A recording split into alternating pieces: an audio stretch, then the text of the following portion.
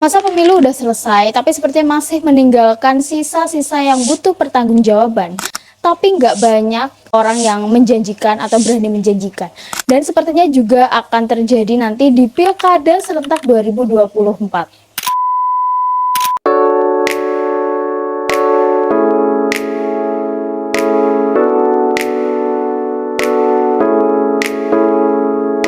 Indonesia menghasilkan 12,87 juta ton plastik pada tahun 2023. Dan kamu tahu baliho itu terbuat dari apa? Ya, plastik. Dan dari sini kamu pasti udah bisa menebak apa yang masih tertinggal, yaitu alat peraga kampanye yang masih berceceran di jalanan. Semuanya itu terbuat dari plastik. Semua rata-rata politikus dan calon-calon politisi itu yakin bahwa dengan menebarkan spanduk atau baliho di sepanjang jalan itu adalah cara yang paling efektif untuk menggait banyak suara. Mereka masih belum menggunakan sosial media secara masif dan masih merasa kurang hanya dengan sosial media. Dari sini kita jadi tahu belum selesai masalah plastik yang ada di Indonesia dan akhirnya nambah lagi dengan momentum kontestasi ini, baliho jutaan yang menyebar di sepanjang jalan, dimana itu disengaja. Ini masih dampak baliho yang menjadi sampah ketika dia sudah selesai dari tahap printing. Ini hanya beberapa masalah ketika baliho itu sudah jadi dan terpampang di pinggir jalan. Masalahnya menjadi sampah. Tapi asal kamu tahu, dari satu baliho yang terpasang, itu bahkan masalahnya itu sudah ada sejak dia dibuat. Sejak tahap produksi di awal, plastik itu memang sudah menimbulkan berbagai masalah. Menurut Organisasi Kerjasama dan Pembangunan Ekonomi, 93% plastik itu diproduksi menggunakan bahan bakar fosil, yang mana itu membangun 4% dari emisi gas rumah kaca. Dan kalau kamu belum tahu, emisi gas rumah kaca itu dampaknya banyak banget. Yang pertama itu pemanasan global, kenaikan suhu ekstrim atau cuaca ekstrim, terus mencairnya kutub, dan itu sangat berdampak banget ke manusia. Jadi yang tertinggal itu apa dan yang perlu pertanggungjawaban itu apa? Ya sampah-sampah dari atribut kampanye itu, yang kadang itu untuk pengelolaannya itu ya udah belum ada proses pengelolaan yang pas untuk atribut-atribut kampanye ini yang banyak banget di musim kontestasi. Dan akhirnya sampah-sampah ini tuh numpuk di TPA, terus berakhirnya itu di mana? Itu kan pertanyaannya. Data dari Kementerian Lingkungan Hidup dan Kehutanan kemarin bahkan menyimpulkan di pemilu 2024 kemarin itu sampahnya itu menyumbang 1/4 dari jumlah sampah total kita, yaitu 392 ton itu hanya dari hasil baliho. Itu masih pemilu, belum pilkada yang akan segera dimulai. Dari awal pembuatan baliho aja sudah menimbulkan beberapa dampak negatif, belum lagi setelah pemrosesannya itu masih menjadi sampah. Fun fact-nya atau fakta yang mungkin belum banyak orang tahu, baliho itu terbuat dari zat PVC yang mana itu dikategorikan sebagai bahan yang paling sulit untuk didaur ulang. Apalagi kalau dibakar itu justru akan mengeluarkan zat beracun. Terus akhirnya bingung dong, pengelolaannya itu akan menjadi seperti apa nih setelah baliho itu selesai masa kontestasi. Dan ilustrasinya tuh kayak gini. Papan baliho politikus itu ukurannya rata-ratanya 3 kali 6 meter. Jadi satu balihonya aja itu sudah mengandung 32,4 kg karbon. Dan kita butuh berapa pohon nih untuk menyerap satu baliho mereka aja? Kalau menurut aku ya, aktivitas kita itu sengaja atau nggak sengaja, pasti kita itu selalu menyumbangkan emisi karbon, entah dengan kita penggunaan listrik yang lupa makai atau dengan membuang sampah sembarangan, dan pokoknya aktivitas sesimpel apapun itu pasti menyumbang. Tapi kan itu pasti rata-rata karena kita nggak sengaja ataupun kelupaan.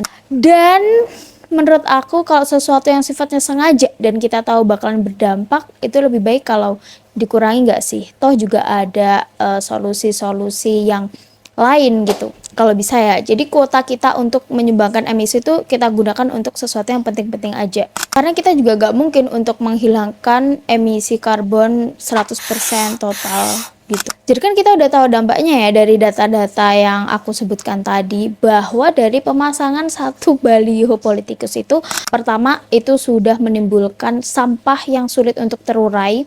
Kedua, dari pembuatannya sampai akhirnya dia menjadi sampah, itu berarti sudah berapa kilogram emisi yang disumbang untuk bumi kita.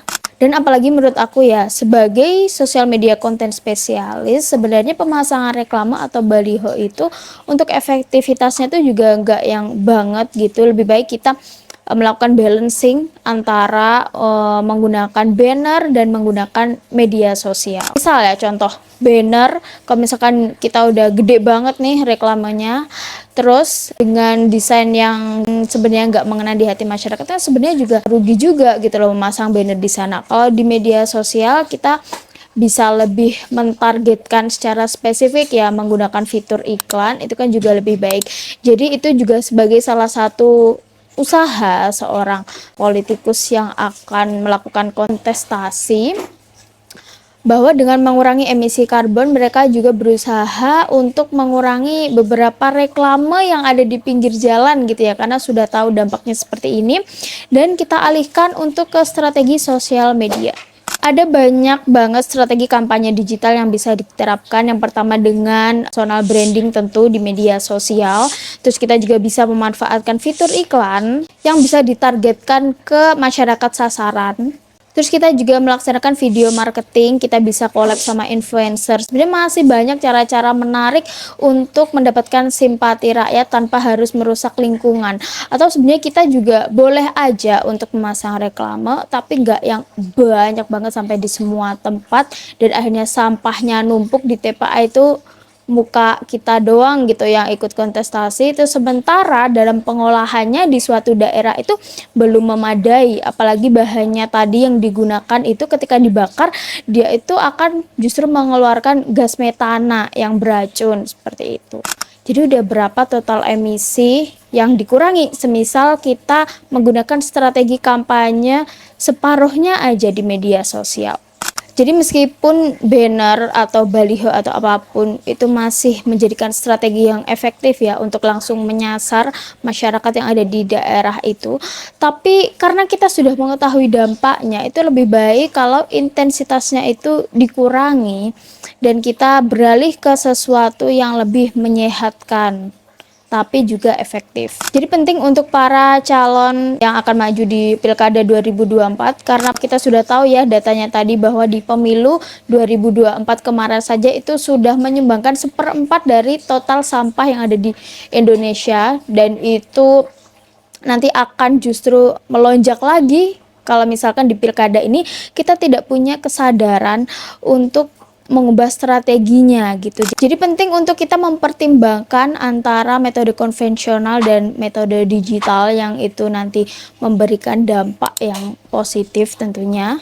Dan kita sebagai politikus juga tetap mempertimbangkan aspek keberlanjutan dan efisiensi dalam melakukan kampanye. Jadi itu sih menurut aku untuk pembahasan kali ini, lumayan menjadi sebuah kritik atau menjadi sebuah reminder lah untuk kita yang sebenarnya strategi kita itu mungkin membahayakan untuk diri kita sendiri dan kehidupan orang lain, meskipun itu juga tanpa kita sadari seperti itu. Oke, next akan sering banget sih bahas masalah isu-isu seperti ini tentang self improvement dan juga tentang Gen Z.